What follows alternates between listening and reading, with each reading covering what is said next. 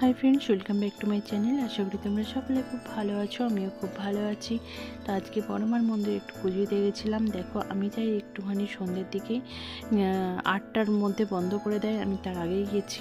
তো সেখানে গিয়ে দেখো ভিড়টা কিন্তু অনেকটাই ফাঁকা রয়েছে। তার জন্য সুন্দর করে মাকে সামনে থেকে দর্শন করে প্রণাম করে সুন্দর করে পুজোটা দেওয়া যায়। তো আমি এখানে সুন্দর করে পুজো দিয়ে নিলাম, আর পুজো দিয়ে তারপরে বাইরে দিচ্ছে ভোগ। যে ভোগের লাইনে যাব, অবশ্যই ভোগের লাইনে দাঁড়াবো। কেন, আমি যখনই এইদিকে যাই, বড়মার প্রসাদ ভোগ যাই দেয়া হোক, আমি কিন্তু অবশ্যই সেটা লাইন দিয়ে নিই। তো আমার ছেলে গেছিলো পড়তে, এই অরবিন্দ রোডেই পড়তে যাই। তো সেখান থেকে ছেলেকে ডেকে নিলাম, ও একদম চলে এলো। ওর লাইনও ছিল, লাইন কিন্তু প্রচুর বড় হয়েছে।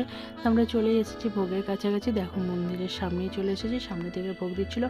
আমি তো বড়মার ভোগ একদমই মিস করি না, প্রায় রোজই যেদিনই দেয় সেদিনই আমি তো নিয়ে আসি ওখানে দেখলে। তো দেখো, সেদিনকে দিচ্ছিলো খিচুড়ি ভোগ, সঙ্গে ছিল তরকারি। তো আমরা নিয়ে নিলাম, আমি, সোমনাথ ছিল আর বাবান, আমরা তিনজন মিলে নিয়ে নিলাম মায়ের ভোগ।